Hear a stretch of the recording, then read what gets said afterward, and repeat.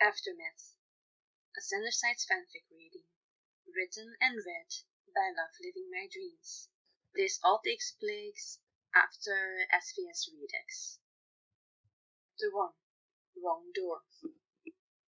After Roman sunk out, he appeared in a much darker environment than he expected. His room was always bright and colorful, packed with Disney memorabilia, red drapes and stage lighting. The gloomy atmosphere he was faced with now made his already fragile self-esteem crumble even more.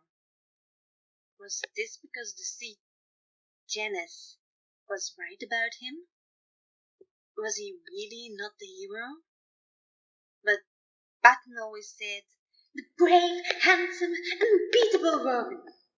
But then again, I don't always know the answer.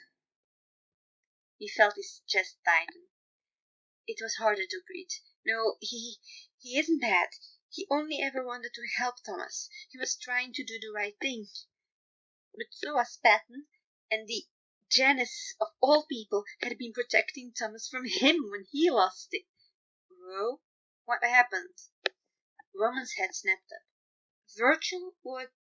Then he realized where he was. The Tim Burton posters behind him, the cobwebs, the dark atmosphere. This was Virgil's room. He came here instead of his own. Why? Is Thomas mad at me? The younger side asked nervously. I could tell he felt really stressed just now. I tried to leave him be after the whole wedding. I'm sorry, I know I panicked when Mary Lee came over, but... Roman raised his hands to calm Virgil down. Today had been terrible for everyone, but their purple-patched cautious guardian was probably the only one who would have had an equally horrible time, no matter what they had done today. The callback would have been hell because so much was riding on it. The wedding was horrible because, well, mandatory social interaction, and Virgil had been particularly terrified of saying the wrong thing to their friends. What if they realize we aren't having a good time? What if they think we look dumb in this suit? What if they realize it's a rental and think we don't care? Virgil took a few deep breaths and nodded. I'm really sorry. I know how important today was to you, and I made us blow it, he sighed. Roman shook his head. No one is mad at you, Virgil. That's not what Patton and I were talking about. I wish you'd joined, though. He sighed, raking his hand through his hair, his nervous energy intensifying with every minute. But was that because of the room or because of his own thoughts? Probably both. Well, maybe we should head to your room instead, Virgil offered gently. It wasn't like him to sound so sincerely worried. They usually communicated their affection to one another through sarcasm and mild jabs. But ever since Remus made an appearance, Virgil hadn't been his usual self in general. He'd been more withdrawn, more careful with what he said, not less active in his contributions, but Roman had seen his angsty friend less around the mindscape, almost like when he wasn't a part of the group. As their friendship grew, they'd taken to having Disney nights in his room, where they discussed the movies, and Virgil even tolerated Roman singing along to the songs at full volume. But recently, he probably should have popped in here before now instead of giving him space. Was it even really what he'd been doing, or was he just too much of a coward to face him and possibly have to own up for his past mistakes? He really was a terrible friend, so egotistical. Why couldn't he ever consider others' feelings? He tried today, really had tried not to hurt Patton's feelings while discussing doing the right thing, tried not to push, tried to really listen to what he had to say so he wouldn't make any more mistakes. He'd been ready to swallow his pride and take a step back when it seemed like Patton was too busy with not hurting his ego to really do his job. And it was still not enough. The aching in his chest intensified. Right, not a place for these thoughts. Roman looked at Virgil gratefully and nodded. He could use some time with his newest friend. Virgil was good, helpful, a team player from the start. He'd never pretended to be his friend when he was not. And even when they hated each other, though hate was a strong word for the aversion he used to have for his For the embodiment of anxiety, Virgil had made performances better, more exciting, even inspired him to create. How things had changed since the founders first met him. Alright, breathe with me, and let's go, he instructed. Roman focused on the other side's breathing, and before he knew it, they were in his room, with the familiar, lavish decor, the countless posters and trinkets. But it all looked a little off. It was not ready for a guest, and he was always ready for guests. There were decorative couch cushions on the floor, some of the red velvet drapes were askew, and the whole room felt just a little wrong to him. Imagine coming home and someone had entered and pushed nearly everything a touch to the left, nearly imperceptible, but enough for you to know something is wrong. Great, even his own room couldn't give him comfort now. He let out a sigh, not his usual dramatic sigh, just a plain old tired sigh, and sat down on the couch with his head in his hands. Well, what happened? Virgil asked, confused. I know something really got everyone upset. Even Pops felt unusually distraught. I stayed in my room not to make it worse, but Thomas seems okay now, so aren't you, ta-ta-da-da. Virgil finished, with a weak imitation of triumphant trumpets and Roman's usual introduction pose. It made the embodiment of creativity smirk despite himself, and then he sighed again. Janus happens, he muttered, defeated, feeling completely spent. Janus? You mean Janus? The seat? He told you? Virgil muttered, confused. Janus, Roman mused. That makes slightly more sense, he allowed, before leaning back and letting his head rest against the wall. Whatever. He still thought it was a weird name. Janus. He's never going to get used to that. Maybe he should stop reading fan speculations on them, though. Perhaps if he hadn't been thinking of the seed as Damien this whole time, he wouldn't have had such a strong reaction to Janus. Not that he wouldn't have teased him. He absolutely would. He'd been upset at the serpent inside at it as it was. He'd been about ready to snap the whole time, and then the frog thing happened, and Janus showed up, and he didn't know how to feel or what to think. So yes, he lashed out. He tried to get a little control over the situation, because he couldn't deal with one more thing tilting his worldview, and then he felt the couch shift under an added weight. Right, Virgil is here with him. He glanced aside. Virgil was sitting on the armrest, looking at him expectantly. He normally would protest against Virgil putting his shoes on the couch, but right now he couldn't care less. His friends needed a summary. He replaced Logan again and pushed Patton into being a frog monster. Accused Patton of deceiving Thomas on accident, but still. And then he convinced Patton and Thomas to like him. He summarized, creating a monster to fight so he could be the hero. How absolutely despicable. Wait, back up. Logan. Is Logan alright? Physically or emotionally? Roman asked dryly. Because apparently Thomas and Patton forgot that Janus hurt others. Hurt Thomas, hurt Patton, Virgil and Logan, and yes, Roman too felt hurt by the snake. Remus might be the only side not hurt by him, and that was because Remus lacked the attention span to be upset at anything. He envied that sometimes, the ability to not care at all. Suddenly there was a knocking on Roman's door. Herman, you in there, sport? I brought hot cocoa. It was Patton. Roman grabbed one of the fallen cushions, put it between his stomach and his legs, which he pulled towards his chest and curled up in a ball. He didn't want to talk to him right now. After a moment of silence, he heard Virgil get up, walk away, and then he heard the door open. He's taking a nap. Seems really out for the count. I was going to check up on Logan next, but could you do that? You know how emotional roller coaster like today take it out of me. Besides, I think Lo would much rather hear from you anyway.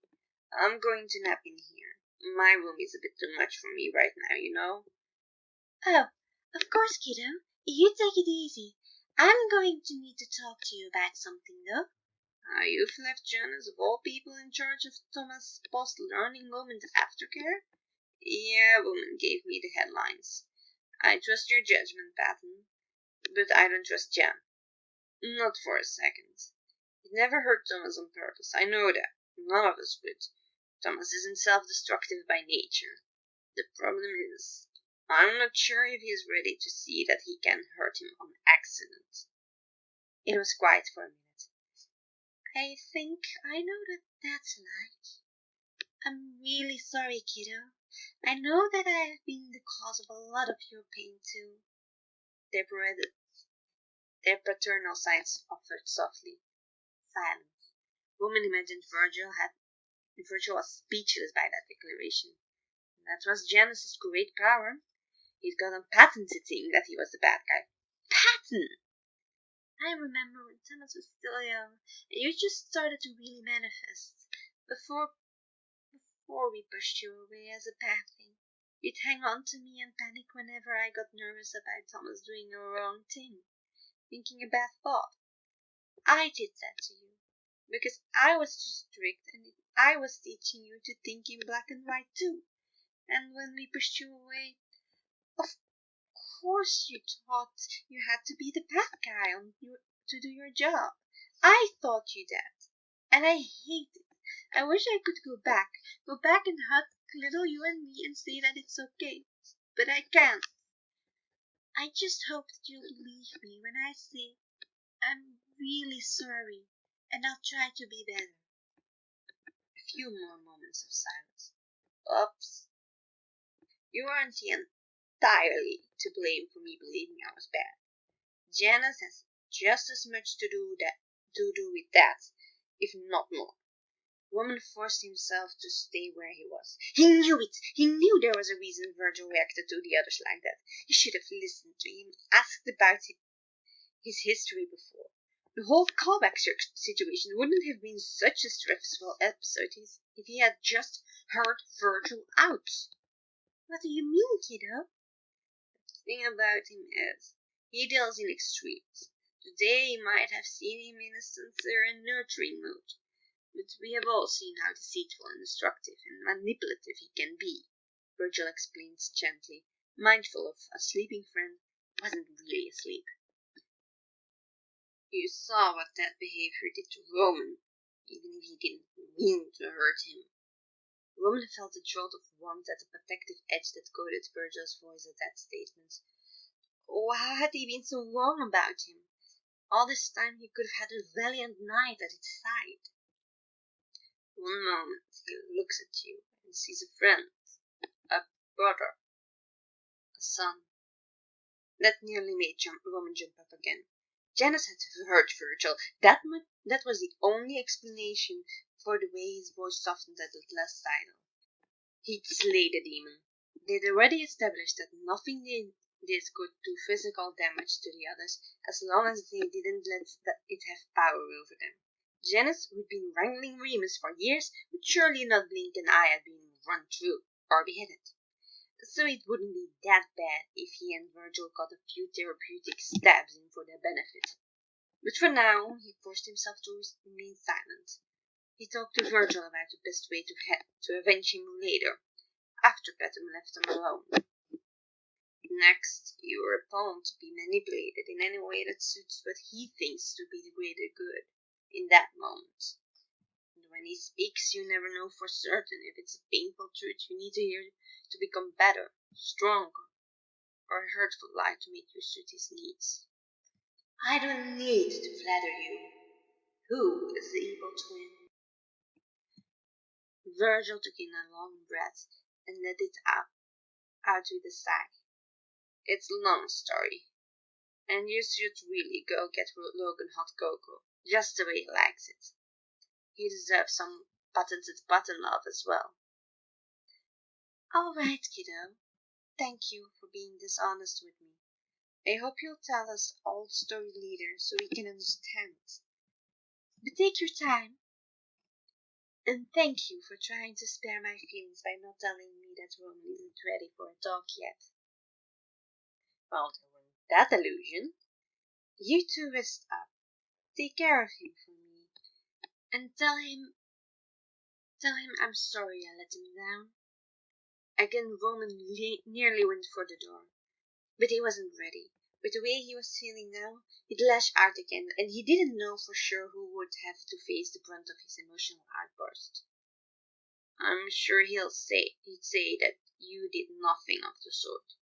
Don't let Janice get into your head too much. Ugly truths and painful lies, Patton. Don't fall for the latter just because he gave you a little of the former, Virgil warned. I'll keep that in mind. Good night, then. Thomas should be taking a day or two to relax and take care of himself, so you should get plenty of time to recover, Patton assured Virgil. Night, see you in a minute when something goes wrong anyway. Roman could hear Patton chuckle before the door closed. He expected Virgil to come back to sit where he sat before right away, but he heard a move around the room and then the kitchen. What was going on? Suddenly he felt a blanket being draped over him, pillows being put all around, and Virgil's warm body joining his under the blanket. You tell anyone about this all the night until the end times, but pillows and blankets help me feel safer sometimes. And Logan told me once that physical contact with a friend can be calming or whatever. I didn't really listen to the whole thing. You know how he kind of goes on. But I wrote down the gist of his tips. And then there was the always reliable comfort food. He announced as he gave Roman a fresh cup of hot cocoa with little marshmallows and rainbow sprinkles and whipped cream. What had Roman nearly tear up was that it was in his mug. One with a little stitch figure that said Ohana means family. Not one of Patton's pet themed mugs. His own. Virgil had made him this from scratch. Exactly the way he'd like it when he's feeling down. Hear the clank and sound that Virgil had also put down a can of rainbow mini muffins. Roman kept those around to have as a treat on good and bad days. They had a delicious molten chocolate filling. When had Virgil even seen him take one? It didn't matter. This was everything he needed to get through the story he would have to tell, and the one he'd have to hear. So spill, Virgil instructed, as he laid a hand on his back in support.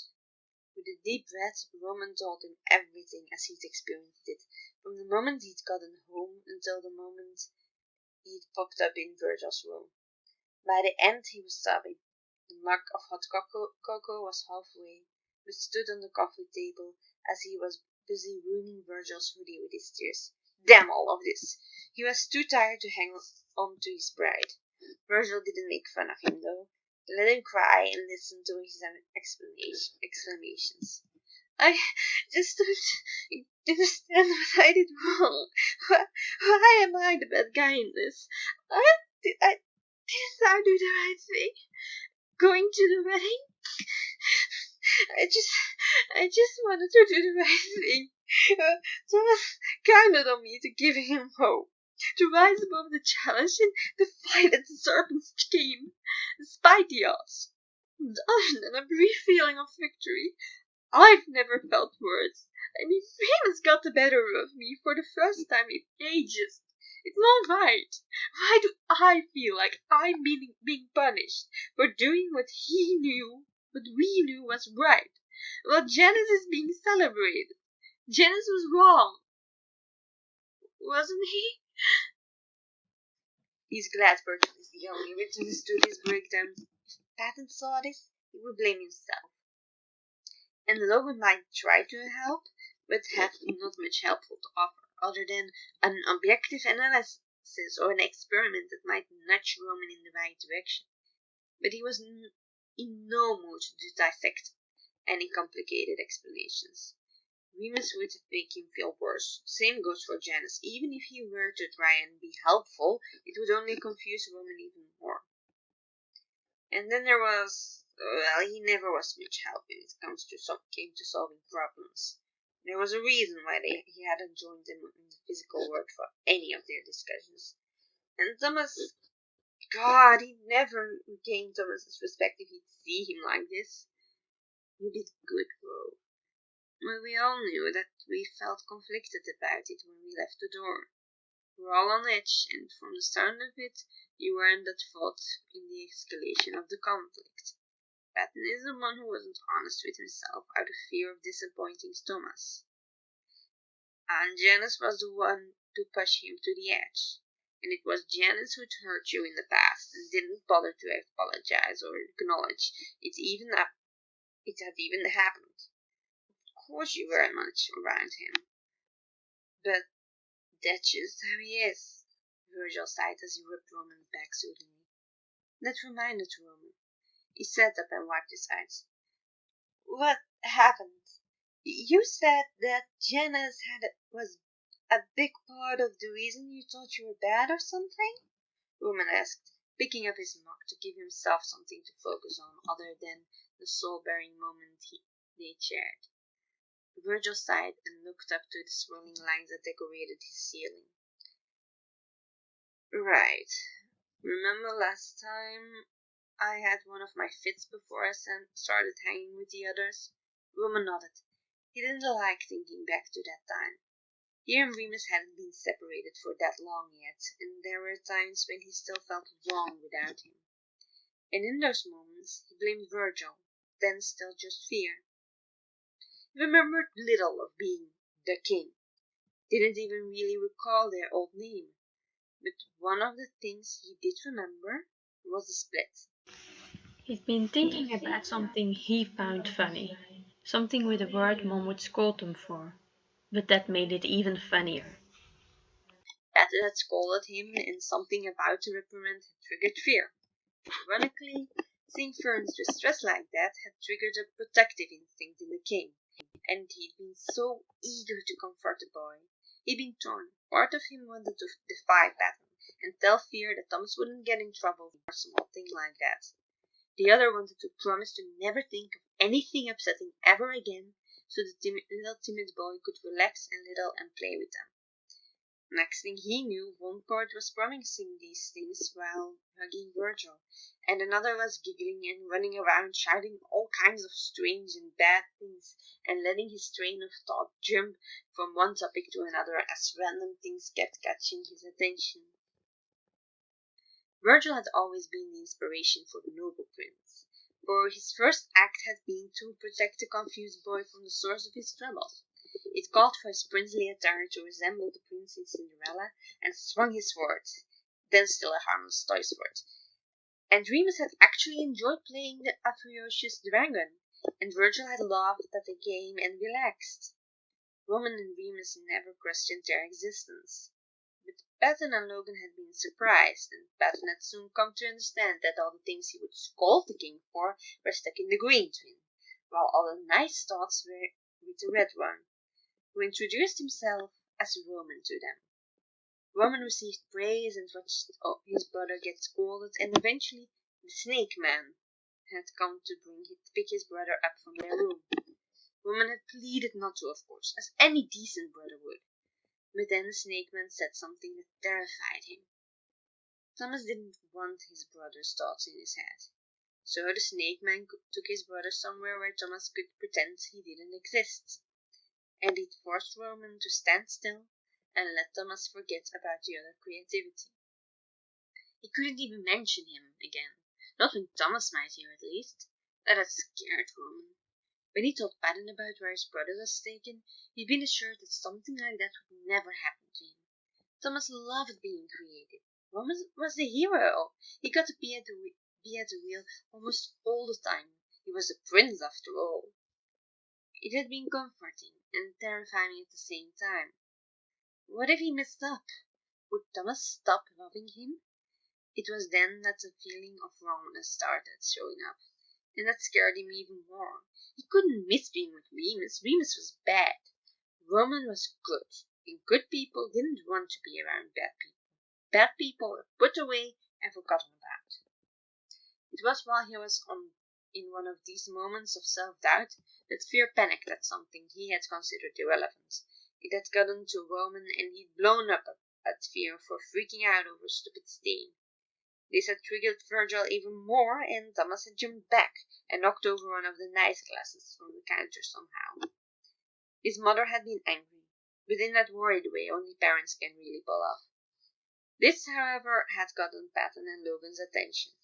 Logan had scolded Fear because his disproportionate reaction to a small problem created a bigger one. Patton had scolded him because Thomas was in trouble now, and their task was to keep him out of trouble. Roman had wanted to tell the others that Fear had reacted to him shouting, not a sting, but the others were already telling Fear that if he didn't watch out, he would be pushed away, and then what would happen to Thomas? This had caused Fear to run away, and next time Roman saw him, he was a bad guy. I never really said I was sorry. I swear I wanted to explain to the others why you freaked. I did, but next time we saw you... He didn't know where to look. He felt so ashamed of his actions. Virgil patted his back. It's all right, Sir Sing-a-Lot, he grinned, using the nickname that Roman had approved of as a sign of peace. You guys didn't push me away. That's just how you see it now through a veil of goats. I never intended to leave. I needed to get away for a minute, Virgil explained casually. But then his voice grew tense and his eyes darkened at the memory. And he was right there, he whispered, and Roman could imagine the figure swooping in, offering an insecure and neglected side to comforting embrace. He was telling me both the things I feared to be true and things I wanted to hear someone say. He could imagine that too, the smooth voice spinning truths and lies in a delicate trap to lure young Fear into his side of the consciousness. He told me that you guys would never really want me around. But he also said that was stupid of you, because I keep Thomas safe. That you needed me more than you realize. And if you weren't going to listen to simple reason, then I'd have to be loud so I couldn't be ignored. Virgil looked back towards Roman with a sad, understanding smile. He might have believed he was helping me, and it was saving me many more of these arguments.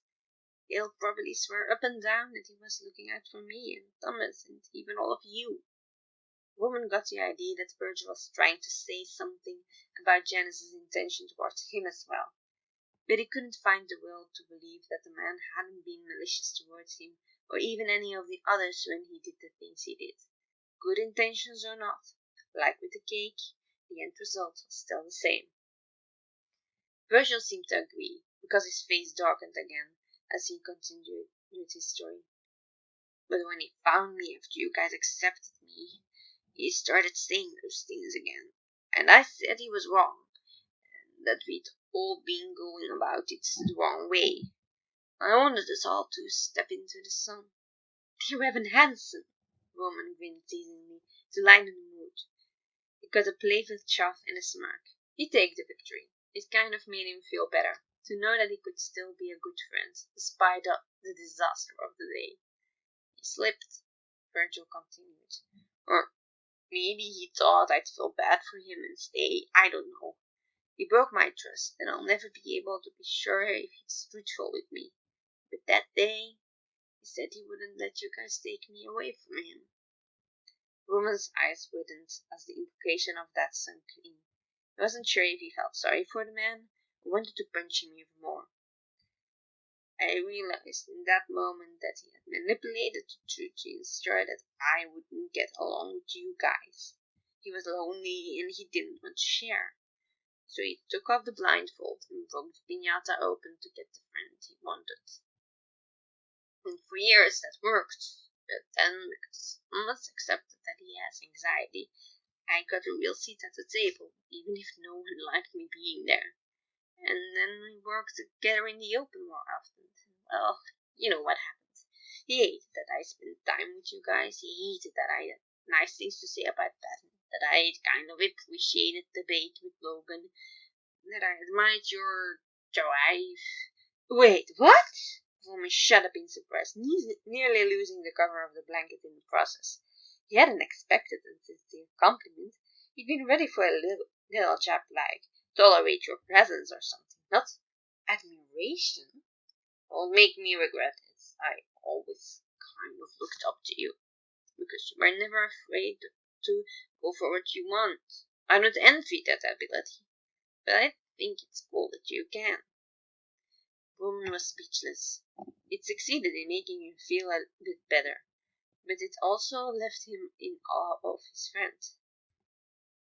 This was why he appreciated Virgil so much. He was sincere, always. He didn't sugarcoat anything. He said what he thought the way he thought it. He might have learned to voice his concerns more clearly and less like death threats, but he still said what was on his mind. So a compliment like this from him? Well, that was the highest praise he could imagine. Anyway, Virgil continued with a blush avoiding Roman's gaze, feeding your ego aside, he took a deep breath, which brought Roman back to the here and now. Right, serious talk time. The fight got ugly. I accused him of lying to me all this time for selfish reasons. He denied the reasons I gave, but not the fact that he lied. I got so mad, I told him to stay away from us, and I never wanted to see his face again. And I've been pissed ever since. I didn't want you guys anywhere near him, because I can't be sure that he won't hurt you the way he hurt me, whether he wants you to or not. And I was right. He hurt you. He hurt Broughton and Logan and even Thomas. It all led to a big lesson about self-care and everything, but I agree. We can't let our guard down around him. Ever. Roman hugged Virgil close. Want me to stab him for you? Because I would totally stab him for you, he promised. Virgil let out a small chuckle and returned the hug. I'll think about it. Just then their surroundings changed, and they were sitting on the bed in the bedroom. Thomas must be getting ready for the night, Roman observed. Some rest would be great. Dreams took care of themselves. He could choose to influence them, but tonight he couldn't be bothered. Remus might give them some weird twists, but who cared? At this rate, they'd also let him have a seat at the table one of these days, so he might as well start getting used to having him around again. But if Remus was accepted back, would that make them be the king again? No, I'm not thinking about that tonight. He felt Virgil get up next to him. I'll get going then. No! Roman heard as he pulled Virgil back into his side. This got him a surprised look, but he didn't care. Neither of us should really be alone right now, don't you think? And I don't think you were exactly lying when you said the moon was too intense for you right now. Virgil shrugged. No, but... Just then they both manifested their sleepwear, a comfy shirt and sweats in their respective colors. Thomas is going to sleep. We should too. And I really don't want to be alone with my thoughts right now, he confessed. This seemed to convince Virgil. It wasn't like it would be the first time. Well, it was the first time they'd both sleep in his bed and in their PJs. But it had happened that one of them dozed off on the other's shoulder during a movie a few times. No big deal. So along with Thomas, they settled in for the night. Virgil felt that Roman was still tense, and it was affecting Thomas's ability to fall asleep. At least, Virgil told himself that this was the reason why he turned towards him, wrapped his arms around his fellow's side, and started singing, his voice drifting through the dark room. There were shouters and murmurs, loan sharks and burglars. By the end of the song, both had relaxed and drifted off to sleep.